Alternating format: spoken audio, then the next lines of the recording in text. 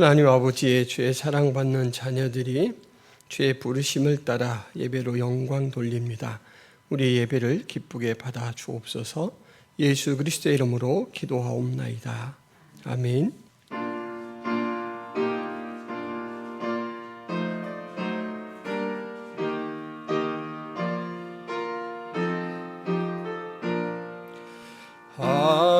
하나님의 크신 사랑 하늘에서 내리사 우리 맘에 항상 계셔 온전하게 하소서. 우리 주는 자비하사 사랑 무한하시니 두려워서 떠는 자를 구원하여 주소서. 걱정 근심 많은 자를 성령 감화하시며 복과 은혜 사랑받아 평안하게 하소서. 처음과 끝이 되신 주님 항상 인도하셔서 마귀 유혹 받는 것을 속히 끊게 하소서. 전능하신 아버지여 주의 능력 주시고 우리 맘에 임하셔서 떠나가지 마소서. 주께 영광 항상 돌려 천사처럼 섬기며 주의 사랑 영영토록 찬송하게 하소서. 우리들이 거듭나서 흠이 없게 하시고 주의 크신 구원받아 온전하게 하소서. 영광에서 영광으로 천국까지 이르러 크신 사랑 감격하여 경배하게 하소서. 아멘. 지존자의 은밀한 곳에 거주하며 전능자의 그늘 아래에 사는 자여, 나는 여호와를 향하여 말하기를 그는 나의 피난처요 나의 요새요 내가 의뢰하는 하나님이라 하리니, 이는 그가 너를 새 사냥꾼의 올무에서와 신암 전염병에서 건지실 것이미로다. 그가 너를 그의 기치로 덮으시리니 내가 그의 날개 아래에 피하리로다. 그의 진실함은 방패와 손방패가 되시나니 1000명이 내 왼쪽에서 10,000명이 내 오른쪽에서 엎드러지나 이 재앙이 내게 가까이 하지 못하리로다. 그가 너를 위하여 그의 천사들을 명령하사 내 모든 길에서 너를 지키게 하심이라. 하나님이 이르시되 그가 나를 사랑한즉 내가 그를 건지리라. 그가 내 이름을 안즉 내가 그를 높이리라. 아멘. 전능하사 천지를 만드신 하나님 아버지를 내가 믿사오며 그 외아들 우리 주 예수 그리스도를 믿사오니, 이는 성령으로 잉태하사 동정녀 마리아에게 나시고 본디오 빌라도에게 고난을 받으사 십자가에 못 박혀 죽으시고 장사한 지 사흘 만에 죽은 자 가운데서 다시 살아나시며 하늘에 오르사 전능하신 하나님 우편에 앉아 계시다가 저리로서 산자와 죽은 자를 심판하러 오시리라. 성령을 믿사오며 거룩한 공회와 성도가 서로 교통하는 것과 죄를 사하여 주시는 것과 몸이 다시 사는 것과 영원히 사는 것을 믿사옵나이다. 아멘.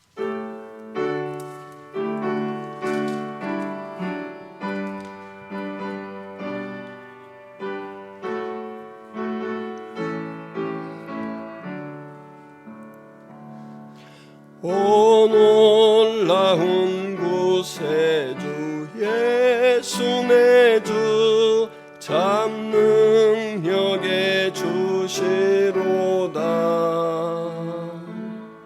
근바위 및 안전한 그곳으로 내 영혼을 숨기시네. 메마른 땅을 종일 걸어가도 나 피곤치 아니하며 저 위험한 곳 내가 이를 때면 금바위에 숨기시고 주 손으로 덮으시네. 오 놀라운 구세주 예수 내 주 내 모든 짐 벗기시네. 죄악에서 날 끌어 올리시며 또 나에게 힘 주시네. 메마른 땅을 종일 걸어가도 나 피곤치 아니하며 저 위험한 곳 내가 이를 때면 큰 바위에 숨기시고 주 손으로 덮으시네. 증량 못할 은혜로 채우시며 늘 성령에 감화주사 큰 기쁨 중 주님을 찬양토록 내 믿음을 도우시네. 메마른 땅을 종일 걸어가도 나 피곤치 아니하며 저 위험한 곳 내가 이를 때면 큰 바위에 숨기시고 주 손으로 덮으시네. 주 예수님 공중에 임하실 때 나 일어나 맞이하리. 그 구원의 은총을 노래하리. 저 천군과 천사 함께 메마른 땅을 종일 걸어가도 나 피곤치 아니하며 저 위험한 곳 내가 이를 때면 큰 바위에 숨기시고 주 손으로 덮으시네. 한없는 은혜와 자비로 저희를 구원하시고 하늘 소망을 저희 가운데 성령을 통해 주시고 매 순간 인도하시니 감사합니다. 하나님, 우리가 항상 살아계신 주님 안에서 주께서 주신 그 생명의 말씀을 받아 먹고 누리며 이 땅 가운데 천국 순례자로서 살아갈 수 있도록 도와주옵소서. 바쁘고 힘든 가운데 하늘로부터 오는 소리에 저희들이 귀닫고 살 때가 많이 있습니다. 그러나 우리가 하나님을 찬양하는 존재로 만들어졌고 또 그 사명을 부여받았다라는 것을 항상 새롭게 인식하고 기억하며 그 사명에 깨어 있을 수 있도록 도와주옵소서. 하나님, 우리가 사특한 일에 이롭지 못한 일에 마음을 빼앗겨 주님을 찾지 못할 때가 많이 있었고 또 주님의 뜻을 거역할 때도 있었습니다. 이 시간 우리의 허물과 죄를 고백할 때 다 용서하여 주옵소서. 주님의 말씀이 우리 심령 그 깊은 곳에 내려가 우리의 삶에 작용하는 원리가 되게 하시고 생명이 되게 하여 주옵소서. 오늘 예배를 통하여 주님을 더 친근하게 만나기를 원합니다. 성령 하나님, 우리의 인격과 교통하여 주옵소서. 말씀을 귀로 들을 뿐만 아니라 마음판에 새기게 하여 주옵소서. 나에게 주는 말씀으로 듣고 그 말씀 안에 살아갈 수 있는 저희들 되게 하여 주옵소서. 하나님, 김포성화교회를 이곳에 세워주셨고 또 함께 교제하며 사랑으로 서로를 섬기며 성장해 가게 하신 것 감사합니다. 김포성화교회 모든 성도들이 성화의 사명에 깨어있게 하시고 또 복음을 전하는 사명에도 늘 깨어 우리 하나님 앞에 충성을 다하는 모습 갖게 하여 주옵소서. 나를 변화시킨 말씀, 지금도 나를 인도하는 그 생명의 말씀을 우리가 경험한 대로 사람들에게 자랑하며 나누게 하여 주옵소서. 바로 저희의 입술을 통하여 저희의 섬김을 통하여 예수 그리스도의 뜨거운 생명과 그 생명의 사랑이 이웃에게 전달될 수 있도록 도와주옵소서. 가장 가까운 가족부터 마음에 품고 기도하며 함께 예배할 그날을 사모하며 하나님 접촉하고 또 생명의 복음을 나누고 우리를 만나주신 그 주님의 깊은 사랑에 대한 간증을 나눌 수 있도록 도와주옵소서. 하나님, 우리가 우리 자신과 가족을 넘어서서 이웃에 대한 관심을 갖게 하시고 국가와 민족에 대한 관심을 갖게 하시고 온 세계를 품을 수 있는 믿음을 갖고 살아갈 수 있도록 도와주옵소서. 이 땅의 모든 영역이 하나님의 통치 또 범위이고 우리 하나님의 생명의 말씀이 땅끝까지 전해져야 되겠사오니 하나님, 그 사명을 위해서 저희들이 중보하며 기도하고 힘을 다하여 협력할 수 있도록 도와주옵소서. 하나님, 선교사님들 어느 형편에 있든지 간에 주님께서 저들과 함께하여 주옵소서. 위험으로부터 보호하여 주옵시고 눈물로 뿌리는 그 생명의 씨앗들이 귀하게 자라 아름다운 열매를 맺을 수 있도록 도와주옵소서. 하나님의 나라가 바로 그러한 사람들의 수고와 눈물 가운데 확장되어지는 줄을 압니다. 저희들이 보내는 선교사로서 기도와 또한 후원으로서 지원할 수 있도록 도와주옵소서. 이 시간 우리의 예배를 기쁘게 받아주실 것을 믿사옵고 예수 그리스도의 이름으로 기도하옵나이다. 아멘. 교회 소식을 말씀드리겠습니다. 김포성화교회 오신 성도 여러분을 예수님의 이름으로 환영하고 축복합니다. 우리의 표 예수로 충만한 삶, 예수로 충만한 교회 계속해서 기억하시면서 예수로 충만해지기 위해서 우리가 사모할 부분 말씀을 은혜롭게 받고 또 성령께서 우리를 다스려 주시도록 기도하시기를 바랍니다. 다음 주일은 추수감사 주일입니다. 한 해 동안 베풀어 주신 은혜를 생각하시면서 한 주로 이렇게 또 기도로 준비하시고 감사하시기 바랍니다. 오후 시간에 소그룹 성경 모임을 합니다. 성경 통독을 위한 성경 문제풀이, 매일 성경을 한 장씩 읽고 본문과 관계된 문제의 답을 기록해서 제출해 주시길 바랍니다. 수요일 날에는 전도가 있고 이번 주 목요일에는 대학 수학능력 시험이 있습니다. 수험생들을 위해 기도해 주시기 바랍니다.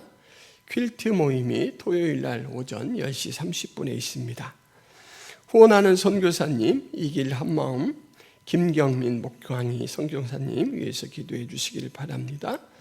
그리고 김포 성화교회 예배는 언제든지 유튜브 창에 김포 성화교회를 검색하시면 함께 하실 수가 있습니다. 이상입니다. 도움을 구하러 애굽으로 내려가는 자들은 화 있을진저 그들은 말을 의지하며 병거의 많음과 마병의 심히 강함을 의지하고 이스라엘의 거룩하신 이를 앙모하지 아니하며 여호와를 구하지 아니하나니 여호와께서도 지혜로우신즉 재앙을 내리실 것이라. 그의 말씀들은 변하게 하지 아니하시고 일어나사 악행하는 자들의 집을 치시며 행악을 돕는 자들을 치시리니 애굽은 사람이요 신이 아니며 그들의 말들은 육체요 영이 아니라 여호와께서 그의 손을 펴시면 돕는 자도 넘어지며 도움을 받는 자도 엎드러져서 다 함께 멸망하리라. 여호와께서 이같이 내게 이르시되 큰 사자나 젊은 사자가 자기의 먹이를 움켜려고 으르렁거릴 때에 그것을 치려고 여러 목자를 불러왔다 할지라도 그것이 그들의 소리로 말미암아 놀라지 아니할 것이요 그들의 떠듬으로 말미암아 굴복하지 아니할 것이라. 이와 같이 나 만군의 여호와가 강림하여 시온산과 그 언덕에서 싸울 것이라. 새가 날개치며 그 새끼를 보호함같이 나 만군의 여호와가 예루살렘을 보호할 것이라. 그것을 호위하며 건지며 뛰어넘어 구원하리라 하셨느니라. 이스라엘 자손들아 너희는 심히 거역하던 자에게로 돌아오라. 너희가 자기 손으로 만들어 범죄한 은우상 금우상을 그날에는 각 사람이 던져버릴 것이며 아수르는 칼에 엎드러질 것이나 사람의 칼로 말미암음이 아니겠고 칼에 삼켜질 것이나 사람의 칼로 말미암음이 아닐 것이며 그는 칼 앞에서 도망할 것이요 그의 장정들은 복욕하는 자가 될 것이라. 그의 반석은 두려움으로 말미암아 물러가겠고 그의 고관들은 기치로 말미암아 놀라리라. 이는 여호와의 말씀이라. 여호와의 불은 시온에 있고 여호와의 풀무는 예루살렘에 있느니라. 아멘. 이 시간에는 한신 청년 특송이 있겠습니다. 저는 2023년 5월 8일에 입대를 하였고 지난주 목요일인 2024년 11월 7일에 전역을 하였습니다. 제게 이 순간을 허락하신 주님의 은혜에 감사하며 찬송을 올릴까 합니다.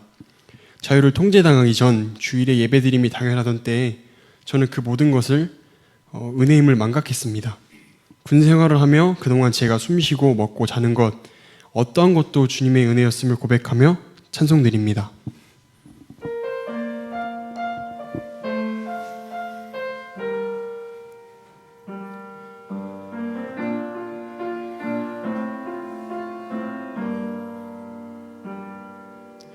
내가 누려왔던 모든 것들이 내가 지나왔던 모든 시간이 내가 걸어왔던 모든 순간이 당연한 것 아니라 은혜였소. 아침 해가 뜨고 저녁에 노을 봄의 꽃향기와 가을의 열매 변하는 계절의 모든 순간이 당연한 것 아니라 은혜였소. 모든 것이 은혜 은혜 은혜 한없는 은혜 내 삶에 당연한 건 하나도 없었던 것을 모든 것이 은혜였소. 내가 이 땅에 태어나 사는 건 어린아이 시절과 지금까지 숨을 쉬며 살며 꿈을 꾸는 삶 당연한 것 아니라 은혜였소. 내가 하나님의 자녀로 살며 오늘 찬양하고 예배하는 삶 복음을 전할 수 있는 축복이 당연한 것 아니라 은혜였소. 모든 것이 은혜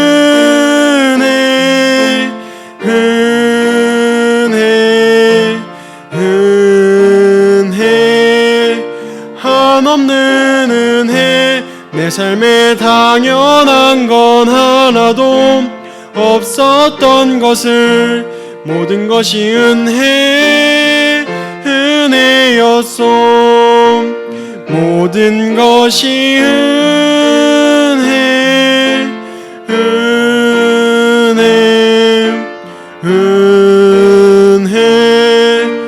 한없는 은혜. 내 삶에 당연한 건 하나도 없었던 것을 모든 것이 은혜였소. 감사합니다. 군 생활 안전하게 잘 마칠 수 있도록 기도해 주셔서 감사합니다. 이제 또 저녁했으니까 교회에서 하나님의 일꾼으로 잘 섬길 수 있기를 바랍니다. 오래전 택시를 탔을 때 일입니다. 저보다 몇 살 위로 보이는 기사분이 제게 피가 나도록 쉬지 않고 이야기를 합니다. 그런데 그 이야기의 내용이 좋은 내용이 아니라서 참 제가 마음이 아팠습니다. 입이 침이 마르게 하는 이야기의 내용은 우리나라가 미국의 한 주로 편입되었으면 좋겠어요 라는 것이었어요. 여러분이 들어도 참 어이가 없죠. 그러면 북한 도발도 걱정할 것 없고 선진 문화를 통해 얼마나 발전이 빠르게 이루어지겠습니까? 이렇게 이야기하는 거예요. 제가 어이가 없어서 아무 대꾸도 하지 않고 있는데 그때 제 마음속에 떠오르는 한 가지 단어가 있었습니다. 그것은 무엇이냐면 오키나와예요. 오키나와. 얼마 전 벌거벗은 세계사라는 프로그램에서 오키나와에 관한 내용을 방영을 해서 많은 사람들이 오키나와의 상황을 잘 알고 있을 것입니다. 오키나와는 아열대기후라고 합니다. 그래서 사시사철 따뜻하고 휴양지로서는 최고라고 합니다. 그리고 또 경관이 뛰어나서 지금도 엄청난 관광객들이 그렇게 사랑하며 찾는 인기가 아주 높은 섬입니다. 근데 이 섬은 아주 슬픈 역사를 지니고 있습니다. 원래 오키나와는 류큐 왕국이라는 이 독립된 이제 존재로서 있었던 곳입니다. 이 류큐 왕국은 조선, 일본, 명나라, 필리핀, 대만, 이 동남아 이 모든 나라들의 중간 정도에 위치하고 있습니다. 그러니까 해상 무역을 하기에 참 좋죠. 그래서 중개 무역을 했습니다. 이곳 특산물은 사다가 이곳에 팔고 또 이곳은 사다가 이곳에 팔고 하면서 엄청난 부를 축적했습니다. 그런데 아무래도 섬나라라 군사력은 좀 약했죠. 임진왜란 이후에 일본의 침략을 받아서 오랫동안 수탈을 당하게 됩니다. 그리고 이제 일본이 완전하게 편입을 이렇게 시키려고 시도를 합니다. 이때 류큐왕은 그동안 조공을 바치며 좋은 관계를 유지했던 청나라의 3명의 사신을 파견합니다. 우리를 좀 도와주십시오 라고 요청을 하는데 이때 청의 사정이 좋지가 않아요. 영국과 두 차례의 이 아편전쟁에서 패하고 14년간 계속해서 내전에 시달려서 청나라도 자신들 나라의 그런 사안들을 보살피느라고 여력이 없습니다. 그래서 이 지원 요청을 무시합니다. 그렇게 해서 이제 이 류큐 왕국은 일본에 완전 편입이 됩니다. 그런데 일본 사람들이 이 오키나와 사람들을 아주 가혹하게 대했습니다. 인두세라고 해서 한 사람 한 사람에게 매기는 세금이 엄청났습니다. 그래서 때로는 가족들의 이 부과된 세금 때문에 크게 어려움을 겪었고, 또 지역에서는 갑자기 소집을 해서 늦게 오는 노인이나 어린아이들은 처형을 시켜서 그 세금 수액을 좀 줄이고 이런 방법까지 썼다라고 합니다.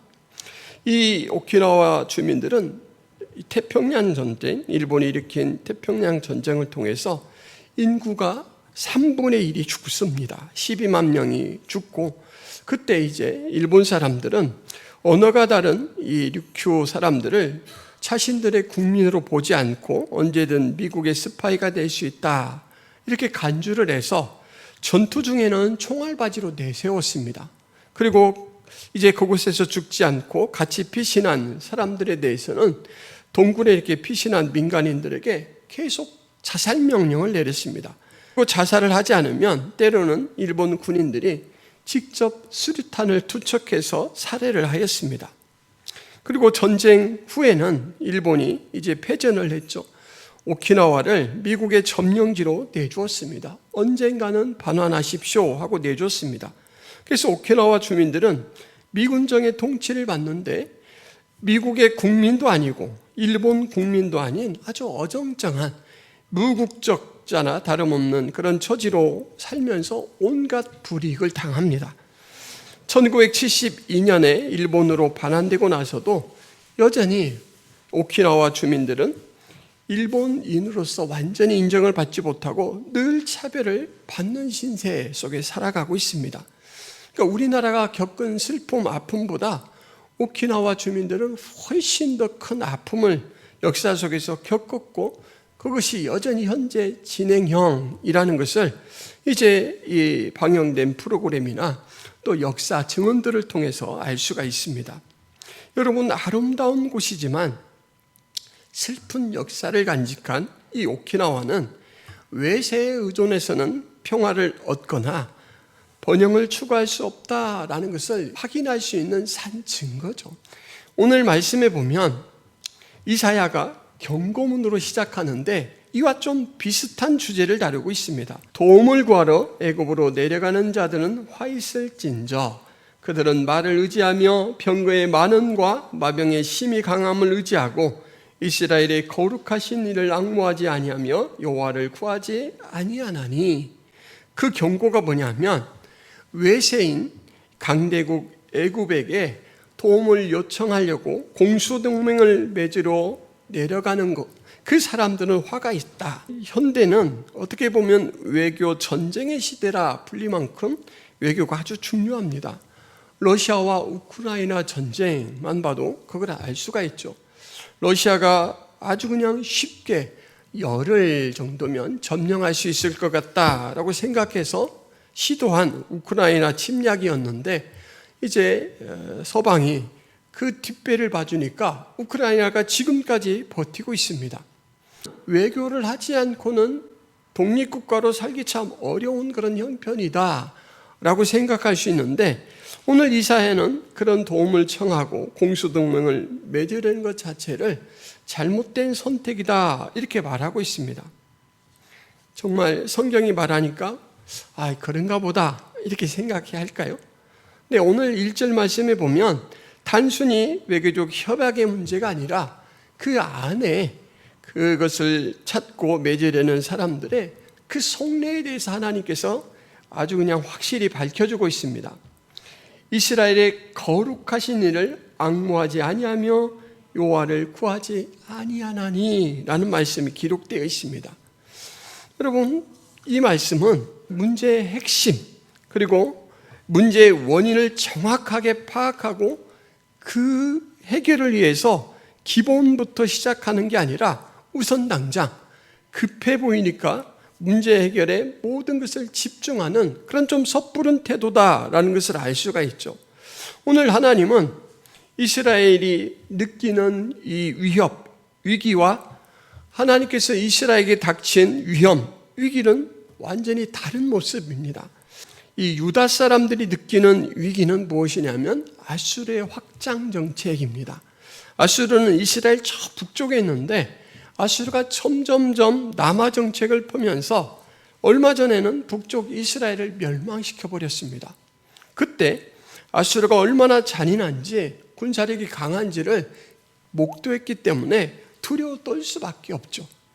그래서 이제는 그 문제를 빨리 해결해 보고 싶어서 오늘 말씀에 그렇게 애굽을 찾아가는 이유를 병거가 많고 말이 많고 마병이 심히 강하다, 그렇기 때문에 애굽을 찾는다라고 했는데, 여러분, 애굽은 항상 이 양식이 차고 넘치는 나라입니다. 그리고 그 비옥한 토지에서 농사만 잘 되는 것뿐만 아니라 목축이 아주 잘 돼서 아주 살찌고 상태가 좋은 말들이 쑥쑥 그냥 잘 자라나요. 이 시대의 싸움은 칼과 또 창과 방패가 부딪히면서 싸우는 것이잖아요. 그런데 애굽은 기병대가 딱 갖추어져 있습니다. 그래서 군사력으로 볼 때 애굽은 어느 나라보다 막강한 군사력을 가지고 있죠. 이 군사력만큼 중요한 것이 뭐냐면 경제력이죠. 무기가 떨어지면 사와야 되고, 또 식량을 이제 그 전쟁 중에는 농사를 잘 지을 수 없으니까 비축해 놓은 군량미로서 이렇게 충당을 해야 되는데, 애굽은 이 두 조건에서 아주 탁월합니다. 그러니까 애굽과 군사 동맹을 맺으면 이스라엘은 안도를 좀 할 수 있겠죠. 하나님께서는 이 일에 대해서 너희들이 지금 외교 문제로만 접근하느냐? 아니다. 너희들은 지금 여호와를 버리고 애굽을 택하는, 다시 말해서 외교 문제가 아니라 불신앙의 문제가 그 행동 속에 나타나는 것이다, 이렇게 말하고 있습니다. 문제 해결에 앞서 문제의 핵심과 원인을 잘 파악하고 제대로 처신을 해야 되는데, 만약에 잘못된 처신을 하게 될 경우 문제 해결을 하기보다는 더 심각한 문제 양산을 하게 되죠. 여러분, 제가 언젠가 한번 말씀을 드렸는데 1990년도 후반에 아주 유명한 탈옥수가 있었습니다. 신창원이라는 사람입니다. 탈옥을 해서 오랫동안 버텨서 그에게 걸린 현상금이 5천만 원까지 올라갔습니다. 만약에 신고해서 잡게 되면 신고한 사람에게는 5천만 원의 현상금을 주겠다라고 할 만큼 온 나라가 잡으려고 이렇게 마음을 쓰고 있던 이 사람인데, 이 사람은 15살 나이에 도둑질을 하다가 잡혀서 경찰서에 끌려갔습니다. 경찰서에서는 이제 초범이고 어린아이니까 훈방 조치를 했습니다. 근데 아버지가 이 풀려난 신창원을 굳이 다시 끌고 경찰서를 찾아가서 경찰들에게 얘를 좀 소년원에 보내주셔서 버릇을 좀 고치게 해주세요, 이렇게 막 부탁을 해서 소년원에 보냈습니다. 이 아버지가 후에 인터뷰를 통해서 사람들이 하도 자기 자식 농사를 망쳤다라는 이야기를 하니까 그냥 독한 마음을 품고 새 사람이 좀 되어 나오라 라는 생각으로 그렇게 했다라고 해요. 근데 주변 사람들이 이 신창원에 대해서 어릴 적 삶에 대해서 이야기를 하면 하나같이 그럴 사람이 아니었다라고 얘기를 해요. 심성이 되게 착하고 여린 사람이었다. 그래서 할머니가 만약에 무거운 짐을 가지고 가면 멀리까지 할머니의 목적지까지 그 짐을 들여다 주고, 또 어머니가 간암에 걸려서 일찍 돌아가셨는데 어머니가 돌아가시고 나서도 그 형제들 중에서 가장 슬프게 울었던 사람이 이 신창원이래요.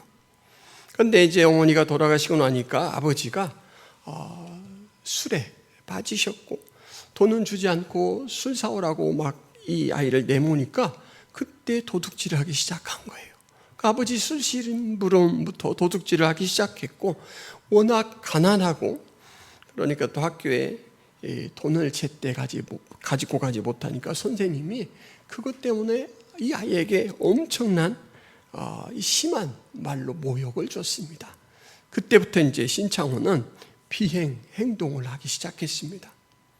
이런 전후 사정을 알고 나면 우리가 아버지가 소년원에 보낼 것이 아니라 사랑으로 부모해야 되잖아요. 네가 가정 환경이 이렇게 열악하고 네가 이런 대우를 받았기 때문에 마음이 삐뚤어졌구나. 너는 그런 사람 아니야. 내가 미안해. 내가 돈을 주지 않고 술심부름 시킨 거 미안해. 아빠 잘못 때문에 네가 이렇게 됐어. 지금부터라도 좀 너의 인생을 생각해서 새로운 마음을 먹고 행동을 바로잡자. 이렇게 했어야 맞잖아요. 근데 신창원이 소년회 갔다 나왔어요. 참 억울한 마음을 품고 갔겠죠.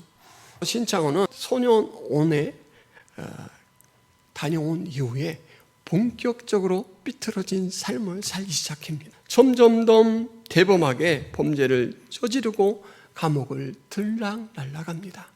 문제 해결을 위해서 핵심을 잘 파악하고 원인을 파악해서 접근해야 되는데 신창원의 아버지가 이 부분에서 실패했던 것 같습니다.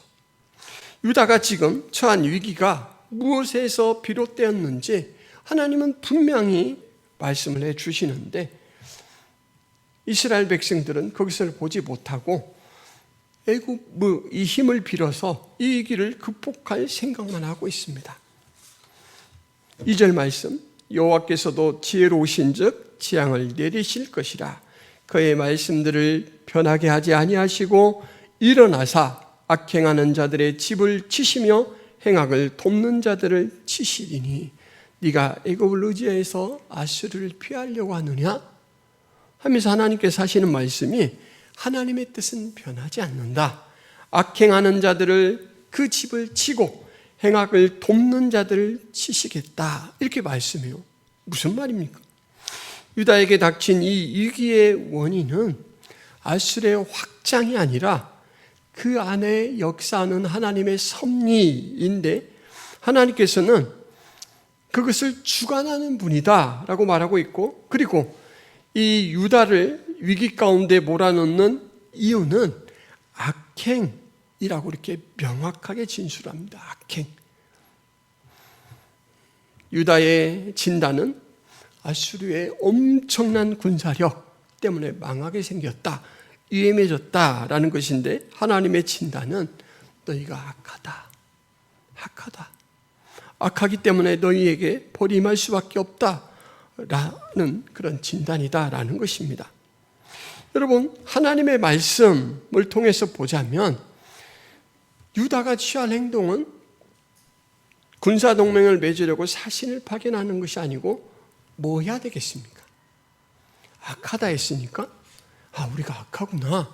그것을 깨닫고 악에서 분리되어 나와야죠. 떠나 나와야 되죠. 근데 하나님께서 그들이 그러지 않고 애굽을 의지한다라고 했는데 그렇게 외세를 무턱대고 의존하는 것이 얼마나 참 허망한 계획인지 3절에 보면 하나님께서 극명한 대조를 통해서 말씀해 주시는데 애굽은 사람이요 신이 아니다 그래요. 애굽은 아무리 힘이 세 보이지만 삼시세끼가 되면 배가 고파지고 잠을 못 자면 눈이 감기는 그런 사람이다. 그리고 그들이 가지고 있는 소유하고 있는 말들은 육체예요, 영이 아니다. 이때 육체다라는 말은 고깃덩어리에 불과하다라는 말이에요.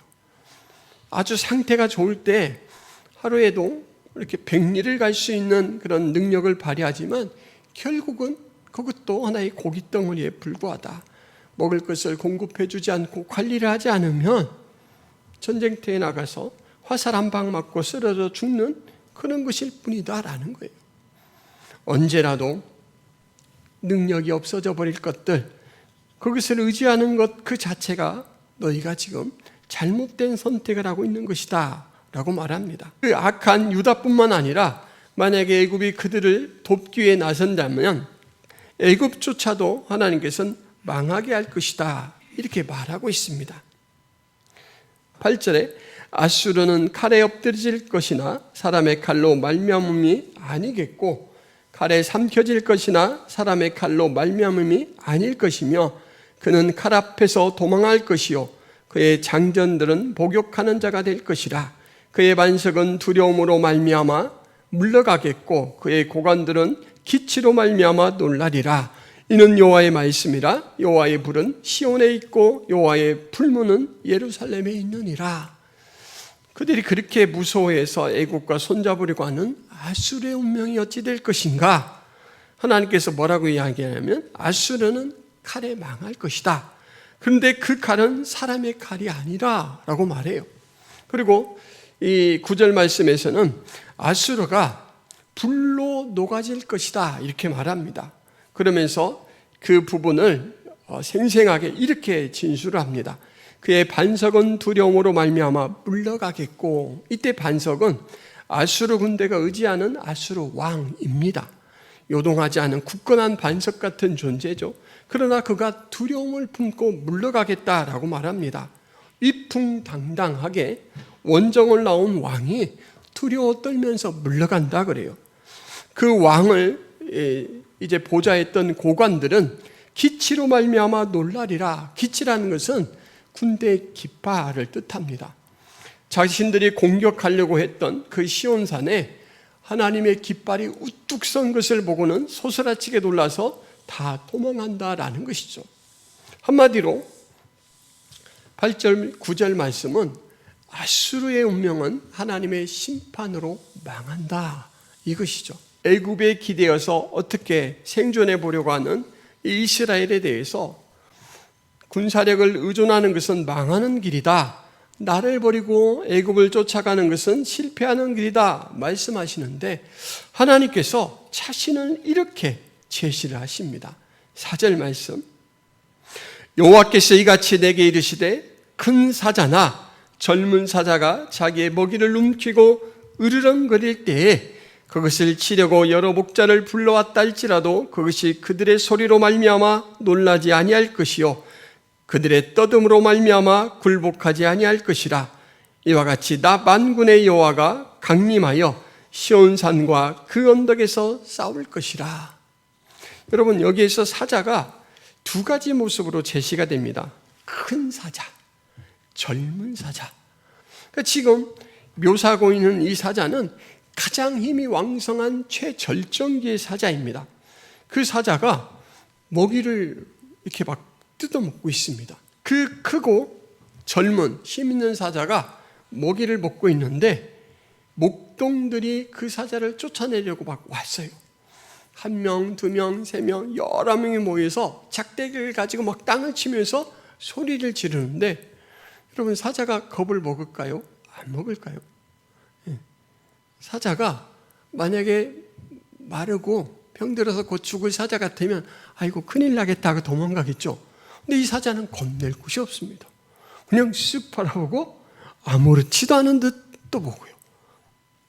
보통 동물들이 공격당할 위험이 있으면 뒤쪽에 두지 않습니다. 근데 사자는 그 목동들을 우습게 여겨서 그냥 딱 등지고 움켜쥐고 먹는 거예요. 이렇게 크고 젊은 사자처럼 위풍당당한 이 하나님께서 강림하여 시온산과 그 언덕에서 싸울 것이라. 하나님이 우리의 군대가 되어주신대요. 유다의 군대가 되어주신다라는 말씀입니다. 애굽이 아니라 크고 젊은 사자 같은 능력이 있는 내가 나가 싸울 것인데 왜 너희들은 나는 보지 못하고, 1절 말씀으로 보자면 거룩하신 이를 앙모하지 아니하고 여호와를 구하지 아니하고 애굽으로 내려갔느냐라는 말씀이에요. 하나님 그 한 장면으로만 끝내지 않습니다. 5절에 새가 날개치며 그 새끼를 보호함같이 나 만군의 여호와가 예루살렘을 보호할 것이라. 그것을 호위하며 건지며 뛰어넘어 구원하리라 하셨느니라. 얼마나 적극적으로 행동하는지를 세 가지 동사를 쓰죠. 호위하며, 건지며, 뛰어넘어 구원하리라. 아마 동굴의 왕국 같은 프로그램을 보셨으면 새가 이렇게 하는 장면들을 보셨을 거예요. 새끼를 잡아먹으려고 큰 뱀이 쏙 또아리를 들고 막 나무를 쫙 타고 올라오는데 어미새가 그것을 발견하고는 총알처럼 날아가서 그 날카로운 부리로 눈 쪽을 막 팍 쪼고 이쪽으로 갑니다. 그리고 또 나무에 앉았다가 또 이쪽으로 날아서 팍 쪼고 이렇게 또 가죠. 새 부리에 앉아오면서 잘 모르시겠죠. 근데 날카로워서 새 부리에 쪼이면 금방 상처가 나고 또 이렇게 쪼는 힘이 있어서 깊이 상처가 납니다. 그래서 독사들도 이 어미새의 공격을 못 견디고 나무에서 떨어지든지 쓱 도망가는 모습을 많이 보았습니다. 하나님께서 이스라엘을 그렇게 보호하겠다라고 말씀하세요. 오늘 이 보호하신다라는 묘사에서 뛰어넘어라는 부분이 참 재밌는데, 이 이사야 뒷부분으로 가자면 아수르가 히스기야 왕 때 예루살렘 성을 포위하고 에워쌉니다. 그리고 나서는 이제 아수르가 막말로 위협을 가하죠. 야, 하나님이 너희들 구원한다고? 히스기야가 뻥치지. 그것은 헛소리야. 우리의 공격을 막아낸 나라가 어디 하나라도 있었어? 너희 북이스라엘 봐봐. 얼마 전에 망했잖아. 막 이렇게 위협을 해요. 그런데 하나님께서 그 포위망을 뛰어넘어 그들을 구원하겠다라고 말씀하시는 거죠. 히스기야는 참 애굽에 의존하는 왕이 아니었고, 이 이사야 선지자의 권면을 받고 전적으로 하나님께 의지합니다. 그래서 위협하는 이 편지를 써서 히스기야에게 보냈는데, 그 편지를 가지고 하나님의 성전에 갖다가 놓고, 하나님이 아닌 자가 하나님을 이렇게 망령되이 일컬으면서 우리를 모욕합니다. 살아계신 하나님 되심을 보여주십시오. 이렇게 기도합니다. 자, 이제 여러분, 하나님께서 분명히 애굽을 의존하는 것은 망하는 길이고, 내가 너희들을 크고 젊은 사자처럼 보호하고 또 새가 새끼를 보호하는 것처럼 보호하겠다, 이렇게 말씀을 하셨잖아요. 그럼 히스기야 시대 때 뭔가 일어나야 되잖아요. 일어나실까요, 여러분? 하나님께서 군대가 되어주시겠다, 싸우시겠다라고 했는데 일어났을까요? 일어났습니다. 18만 5천 명이라는 아수르 군대가 자고 일어났더니 몰살당해버렸어요. 성경에서는 여러 곳에 그 말씀이 기록되어 있는데 어떻게 죽었는지는 나와 있지 않습니다. 여호와의 사자가 치셨다라는 말만 나와요. 18만 5천 명이 한순간에 죽어버려서 아까 그 반석과 같은 아수르의 왕이 두려워 떨며 간다라고 했죠. 그리고 여호와의 그 깃발로 말미암아 고관들이 또 혼비백산 놀라서 도망한다라고 이렇게 이야기를 했습니다. 역사적으로 성취된 사건으로 하나님이 어떤 분인가를 확실히 보여주셨습니다.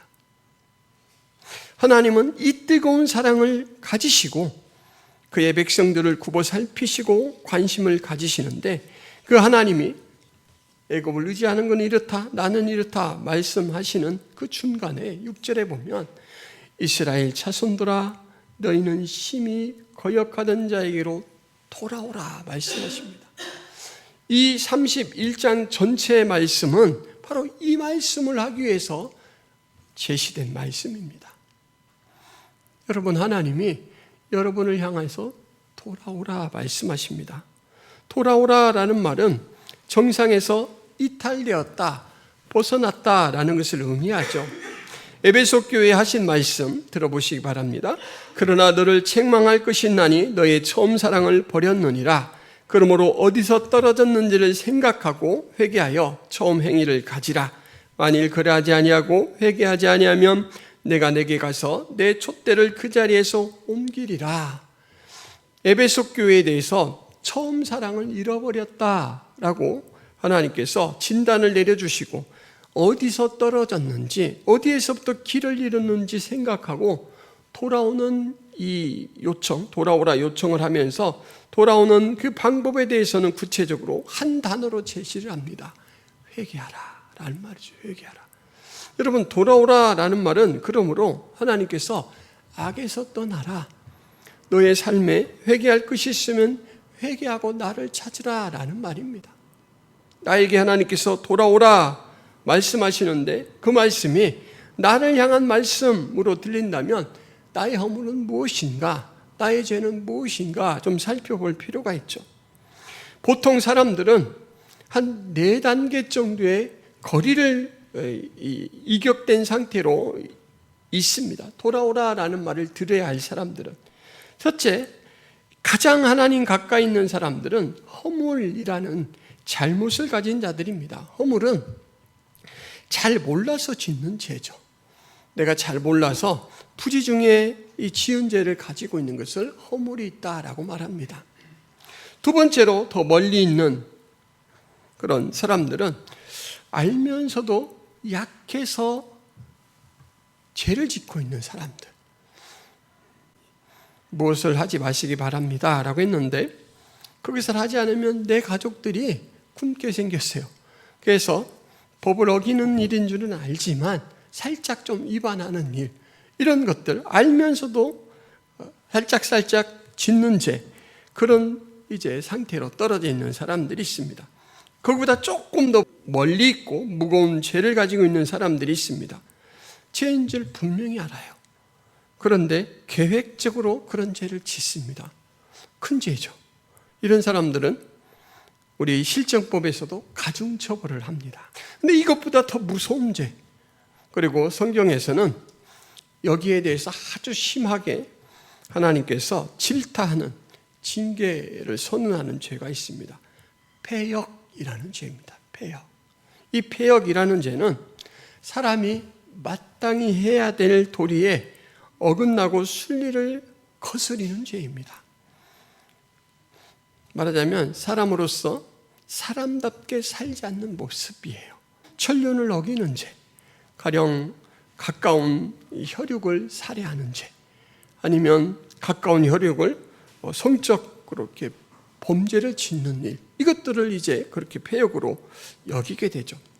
근데 패역 중에서 가장 강하고 중요한 패역은 무엇이냐면 하나님 앞에 하나님을 섬기는 자로서의 역할을 하지 않고 오히려 하나님을 잊거나 하나님과의 반대된 측면, 죄와 짝하며 사는 거죠.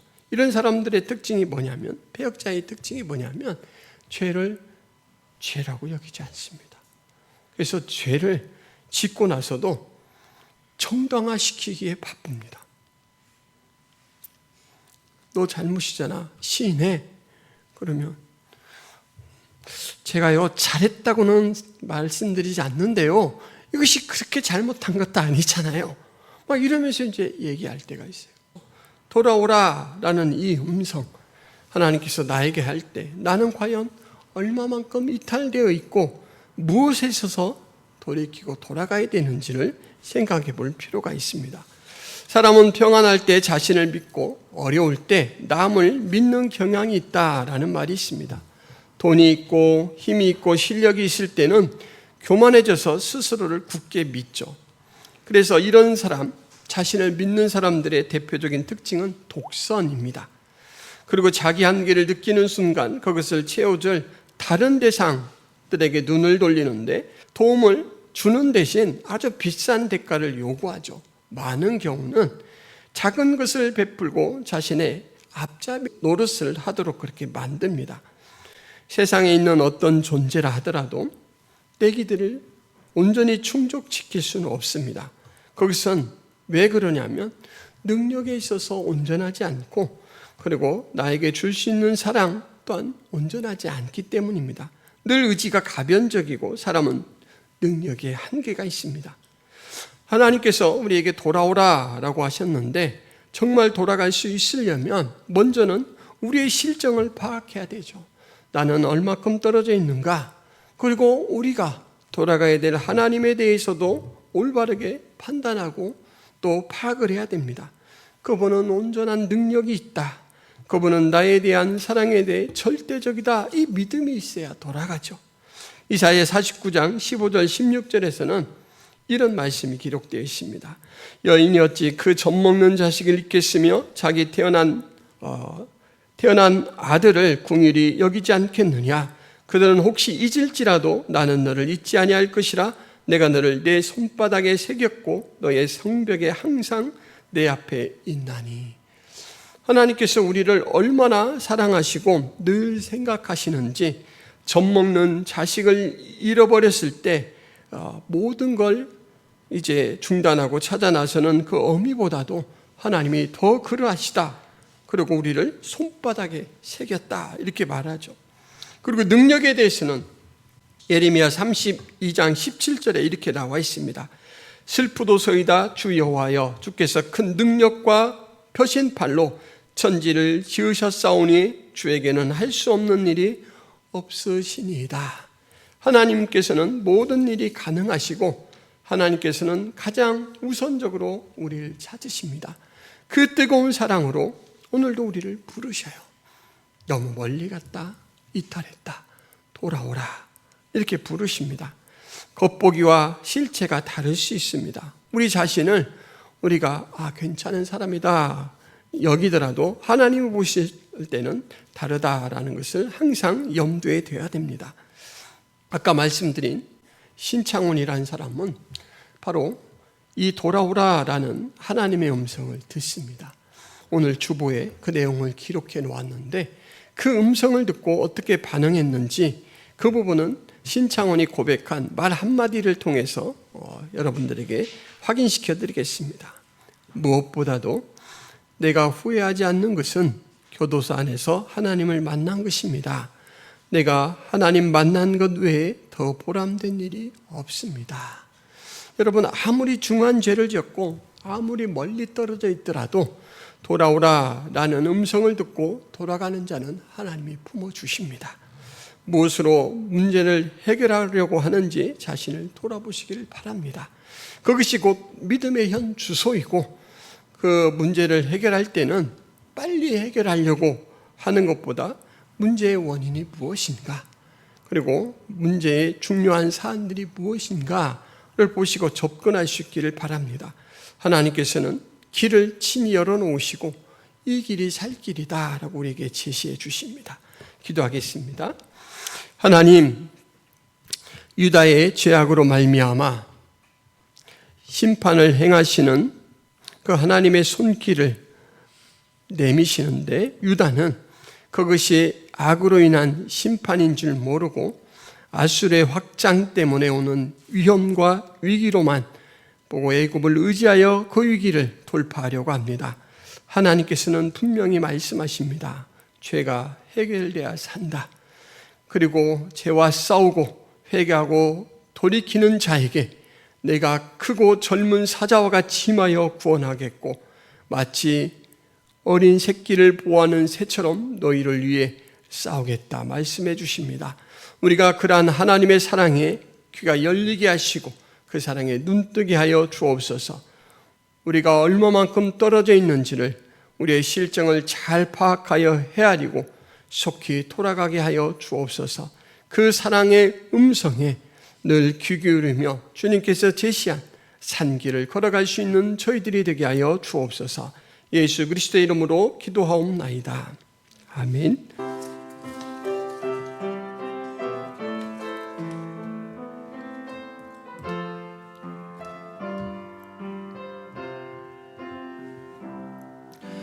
주님 다시 오실 때까지 나는 이 길을 가리라. 좁은 길 나의 십자가 지고 나의 가는 이 길 끝에서 나는 주님을 보리라. 영광의 내 주님 나를 맞아주시리. 주님 다시 오실 때까지 나는 일어나 달려가리라. 주의 영광 온 땅 덮을 때 나는 일어나 노래하리. 내 사모하는 주님 온 세상 구주시라. 내 사모하는 주님, 영광의 왕이시라. 내 사모하는 주님, 온 세상 구주시라. 내 사모하는 주님, 영광의 왕이시라. 하나님, 우리를 불러주시니 감사합니다. 오늘도 우리가 하나님께서 주시는 생명으로 살고 주님의 공급을 받아 살아간다는 것을 헌금을 구별하여 드리며 고백합니다. 저의 믿음을 기쁘게 받아 주옵소서. 늘 하나님께서 주시는 것으로 풍성히 누리며 또한 나누며 사는 복된 삶 살게 하여 주옵소서. 드리는 마음과 손길을 축복하여 주옵소서. 이제는 예수 그리스도의 은혜와 하나님 아버지의 크신 사랑과 성령 하나님의 교통하심이 김포성악의 모든 성도들 머리 위에, 하나님 백성들 머리 위에 이제부터 영원토록 함께 있을지어다. 아멘.